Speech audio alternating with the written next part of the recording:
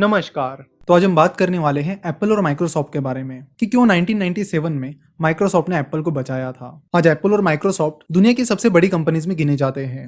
Apple की बात की जाए, सऊदी अरामको के बाद एप्पल दुनिया की सबसे बड़ी कंपनी है, जिसका मार्केट कैपिटलाइजेशन फिलहाल 1.4 ट्रिलियन डॉलर है, यानी करीब 100 लाख करोड़ है, जो कि एक बहुत ही बड़ी अमाउंट है। वही अगर आप माइक्रोसॉफ्ट का मार्केट कैपिटलाइजेशन देखोगे, जो कि फिलहाल दुनिया की तीसरी सबसे बड़ी कंपनी है, तो वो है 1.27 ट्रिलियन डॉलर, यानी करीब 87 लाख करोड़। अगर आप एप्पल और माइक्रोसॉफ्ट दोनों की मार्केट कैपिटलाइजेशन को ऐड करोगे तो टोटल निकल कर आती है 2.67 ट्रिलियन डॉलर्स। अगर आप इसे इंडिया की जीडीपी से कंपेयर करोगे तो आपको पता चलेगा कि इंडिया की जीडीपी है 2.7 ट्रिलियन डॉलर। तो एप्पल और माइक्रोसॉफ्ट का मार्केट कैपिटलाइजेशन लगभग इंडिया की जीडीपी जितना हो जाता है। तो आप सोच सकते हो कि कितने बड़े पैमाने पर ये दोनों कंपनीज काम कर रही है। लेकिन आज से 20-22 साल पहले कंडीशन ऐसी नहीं थी। कंडीशन पूरी तरह से डिफरेंट थी। आज से करीब 22-23 साल पहले यानी 1997 में एप्पल बैंकरप्सी की कगार पर थी। एप्पल के पास बस कुछ ही दिनों का पैसा बचा था और कंपनी के लॉसेस लगातार बढ़ते जा रहे थे।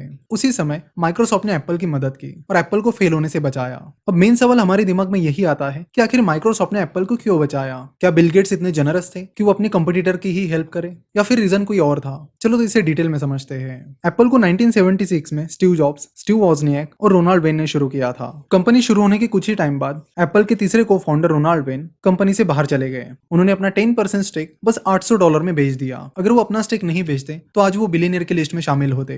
तो 1984 तक एप्पल में सब कुछ अच्छा चलता रहा, कंपनी अच्छी ग्रोथ भी दिखा रही थी। लेकिन धीरे धीरे चीजें बदलने लगी। एप्पल को चलाने के लिए स्टीव जॉब्स ने पेप्सिको के सीईओ जॉन स्कली को हायर किया था, लेकिन बाद में दोनों के बीच में डिफरेंसेस आने लगे और फिर स्टीव जॉब्स को अपनी कंपनी से निकाल दिया गया। उसके बाद एप्पल के जो भी प्रोडक्ट्स आने लगे वो लगातार फेल होने लगे, जिसके चलते कंपनी के लॉसेस भी बढ़ने लगे और ये लॉसेस आगे चलकर तेजी से बढ़ने लगे। क्वार्टरली बेसिस पर कंपनी को 700-800 मिलियन डॉलर के लॉसेस होने लगे। इस प्रॉब्लम का हल निकालने के लिए एप्पल का बोर्ड लगभग हर साल सीईओ बदल रहा था, लेकिन प्रॉब्लम सॉल्व होने का नाम नहीं ले रही थी। उसी बीच एप्पल ने स्टीव जॉब्स की कंपनी नेक्स्ट को अक्वायर करने का प्लान बनाया, जिसके चलते एप्पल ने नेक्स्ट को अक्वायर किया और स्टीव जॉब्स फिर से एप्पल में वापस आ गए। एप्पल से फायर होने के बाद स्टीव जॉब्स ने नेक्स्ट शुरू की थी और जब ये कंपनी एप्पल ने अक्वायर की तो स्टीव जॉब्स को कैश नहीं मिली, बल्कि एप्पल के शेयर्स मिले। और वैसे भी वो कैश में इंटरेस्टेड नहीं थे, उनको तो बस एप्पल में वापस आना था। जैसे ही वो एप्पल में वापस आए, उन्होंने कंपनी को रिस्ट्रक्चर करना शुरू कर दिया। लेकिन कंपनी में ऑलरेडी इतना ज्यादा डैमेज हो चुका था कि उसे बचाना स्टीव जॉब्स के लिए एक बड़ा टास्क बन गया। कंपनी के सामने कुछ प्रॉब्लम्स ऐसी थी कि जो सिर्फ पैसों से सॉल्व नहीं हो पा रही थी, यानी पैसों के अलावा भी कई सारी चीजें ऐसी थी जिसमें एप्पल को किसी की हेल्प की जरूरत थी। उस टाइम हर कंप्यूटर यूजर को माइक्रोसॉफ्ट ऑफिस चाहिए था और माइक्रोसॉफ्ट ऑफिस की वजह से बहुत सारे लोग विंडोज को ही प्रीफर कर रहे थे और एप्पल को नहीं। तब माइक्रोसॉफ्ट का मार्केट शेयर 90% था। वही एप्पल के मैक ओएस में माइक्रोसॉफ्ट ऑफिस नहीं था, जिसकी वजह से बहुत सारे लोग एप्पल के कंप्यूटर खरीद नहीं रहे थे। तो यहाँ पर स्टीव जॉब्स के सामने दो मेन सवाल थे। एक तो कस्टमर्स के लिए माइक्रोसॉफ्ट ऑफिस का प्रॉब्लम सॉल्व करना और दूसरी चीज कुछ फंड का इंतजाम करना। और इस टाइम स्टीव जॉब्स ने बड़ी out of the box decision ली। उन्होंने सीधा बिल गेट्स को अप्रोच किया। बिल गेट्स की कंपनी माइक्रोसॉफ्ट एप्पल की राइवल कंपनी थी। ये एक बहुत ही यूनिक इंस्टेंस है जिसमें एप्पल ने सीधे अपने कंपटीटर कंपनी को अप्रोच किया था। अब स्टीव जॉब्स ने क्या सोचकर बिल गेट्स को अप्रोच किया था, इसकी स्टोरी भी बड़ी अमेजिंग है। जैसे कि हम सभी को पता है, स्टीव जॉब्स और बिल गेट्स की राइवलरी काफी फेमस है। एप्पल ने अपनी शुरुआत से लेकर अब तक कई सारी चीजें इनोवेट की है। वही उनकी कंपटीटर कंपनी माइक्रोसॉफ्ट पर ही आरोप है कि उन्होंने बहुत सारी चीजें सीधे एप्पल से कॉपी की है। जब ये चीज स्टीव जॉब्स को पता चली तो उन्होंने सीधे माइक्रोसॉफ्ट के खिलाफ लॉसूट फाइल किया था, जिसमें उन्होंने माइक्रोसॉफ्ट और बिल गेट्स पर आरोप लगाया था कि उन्होंने मैक ओएस का लुक और feel same to same copy किया है। इस केस में ये क्लियर था कि माइक्रोसॉफ्ट ने मैक ओएस का लुक और फील कॉपी किया है, जिसके चलते एप्पल ये केस जीतने वाली थी। तो उसी बीच स्टीव जॉब्स ने बिल गेट्स को हेल्प के लिए अप्रोच किया और उनसे कहा कि अगर आप एप्पल में इन्वेस्ट करते हो और एप्पल को कुछ सालों के लिए माइक्रोसॉफ्ट ऑफिस का एक्सेस दे देते हो तो हम ये लॉसूट पीछे ले लेंगे। ये डील एप्पल के लिए तो अच्छी थी, लेकिन क्या ये डील माइक्रोसॉफ्ट के लिए अच्छी थी? मे बी नॉट, क्योंकि माइक्रोसॉफ्ट उस वक्त तक काफी बड़ा प्लेयर बन चुका था और अगर वो ये केस हार भी जाता तो उन्हें ज्यादा फर्क नहीं पड़ता। लेकिन उसके बावजूद भी बिल गेट्स ने ये डील कर ली। तो इस तरह 6 अगस्त 1997 को स्टीव जॉब्स ने अनाउंस किया कि एप्पल ने माइक्रोसॉफ्ट के साथ पार्टनरशिप की है, जिसमें माइक्रोसॉफ्ट $150 मिलियन एप्पल में इन्वेस्ट करेगा, जिसमें वो एप्पल के नॉन वोटिंग शेयर्स खरीदेंगे और साथ ही 5 साल के लिए मैकिन्टोश पर माइक्रोसॉफ्ट ऑफिस चलाने का एक्सेस देंगे। तो यहाँ पर सवाल ये आता है कि ये डील एप्पल के लिए तो सही थी, लेकिन माइक्रोसॉफ्ट के लिए उतनी सही नहीं थी। फिर भी माइक्रोसॉफ्ट ने एप्पल की हेल्प क्यों की? फिलहाल बिल गेट्स फिलैंथ्रोफी के लिए काफी ज्यादा फेमस है। उन्होंने अपना कई सारा पैसा डोनेट किया है। वो फिलहाल अपनी जेनरोसिटी के लिए भी जाने जाते हैं, लेकिन उस टाइम ऐसा नहीं था। उस टाइम बिल गेट्स की इमेज अच्छी नहीं थी। माइक्रोसॉफ्ट को आगे ले जाने के लिए वो कुछ भी करने के लिए तैयार थे। साथ ही उन पर कई सारे आरोप थे कि उन्होंने एप्पल से अपनी टेक्नोलॉजीज चुराई है। तो ऐसा कहा जाता है कि बिल गेट्स चाहते थे अपनी कंपटीटर कंपनी का बिजनेस चलता रहे और इसीलिए उन्होंने ये डिसीजन लिया, लेकिन ये सच नहीं है। उस टाइम माइक्रोसॉफ्ट की बहुत ज्यादा मोनोपोली चल रही थी और ये मोनोपोली एंटी ट्रस्ट रेगुलेटर के भी ध्यान में आ रही थी। माइक्रोसॉफ्ट एक के बाद ऐसे एक्शन ले रहा था जिससे उनके कॉम्पिटिटर बिजनेस से बाहर जा रहे थे या फिर कई सारे प्लेयर्स उस मार्केट में एंट्री नहीं कर पा रहे थे। फॉर एग्जांपल, माइक्रोसॉफ्ट ओएस का 90% मार्केट शेयर था, जिसके चलते माइक्रोसॉफ्ट बहुत सारे सॉफ्टवेयर्स डिफॉल्ट के तौर पर देने लगी, जिसके बाद उनके कॉम्पिटिटर बिजनेस से बाहर जाने लगे।